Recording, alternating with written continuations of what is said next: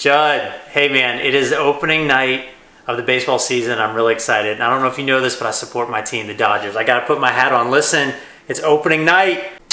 Oh, motivation is a muscle, Judd. I love that thought. I'm motivated to do this video tonight because I'm going to talk about one of my favorite subjects, audio. That was a joke. Audio doesn't excite me, but every video I've watched tells me that audio is important. The one thing I do know is bad audio will throw you off. What did I do? I called you and I said, Judd, what's your thoughts on microphones? There's a lot of thoughts there. You can buy a lavalier mic, one that you kind of clip onto your shirt. Then you sync up the sounds with the video. That makes sense, but it seemed a little bit complicated for me. And to be honest, I was nervous that it would turn into some bad, like Japanese bootleg film where their mouth would be moving, but the words would be different.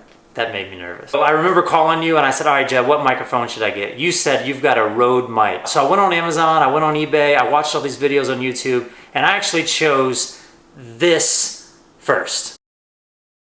So I plug in the mic, I'm all excited. This is what it sounded like.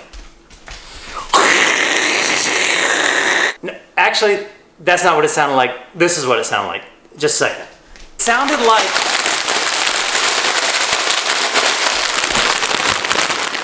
It sounded like a bag of banana chips and a bag of coffee. I can't explain it, Judd. It was so loud, it was piercing my ears. If like I went in here and I just like hit every sound, the vacuum sound, and I jack it up like this, it was so loud. It sounded like, you couldn't even hear me over it. It was miserable. Judd, I was so disappointed. I dealt with it. I sent it back. They did a great job. They refunded me. They took care of me. And I went back to researching. Guess what? I came back to the Rode mic. I chose the Rode Videomicro. The Rode Videomicro mic. I chose the little video Rode mic. It was awesome. The best part about it is it's got this really cool thing on top that looks fuzzy. It looks like a dead squirrel. But see, I thought that it was actually called a dead cat. And it's supposed to like reduce wind resistance and noise. It doesn't stop the wind. What it does is it actually stops wind resistance, which is real. It doesn't actually stop the wind resistance. What it does is it stops the wind noise. Here's the mic. Hang on a second.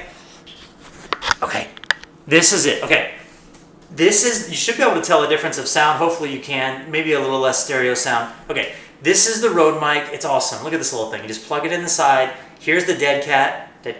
You can take the sucker off right here. Wait for it. Okay, boom, and there's the mic. There's something about the internal mic that I've noticed. It's in the body, kind of in a shell of a camera, and it has an echoey sound and almost like a distant sound.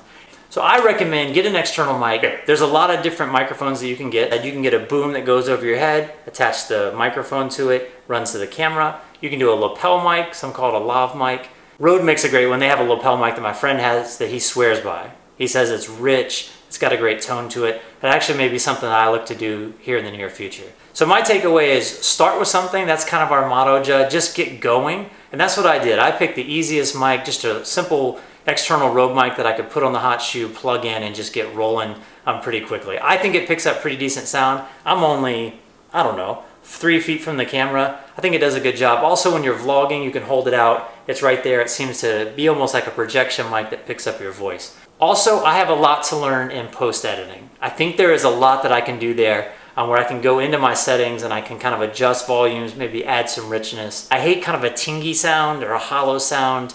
I really like sounds that are kind of rich and full. Number one, you should have audio that's consistent.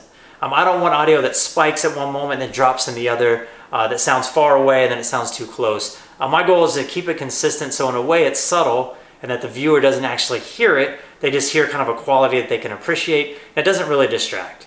The second thing I work on is kind of the environment that I'm in so there's not too much distraction with noise. That's what's going on in Charlotte. I'm really curious what's going on in Boston. If you got any ideas or tips for me, Judd, please let me know. Don't forget, check out the videos. Maybe you've got some tips to make them better, either videoing, editing, audio, lighting. Look, I'm up for any suggestions. I got a lot to learn. Judd, I hope you're doing well. I'm shooting it up to Boston. Peace.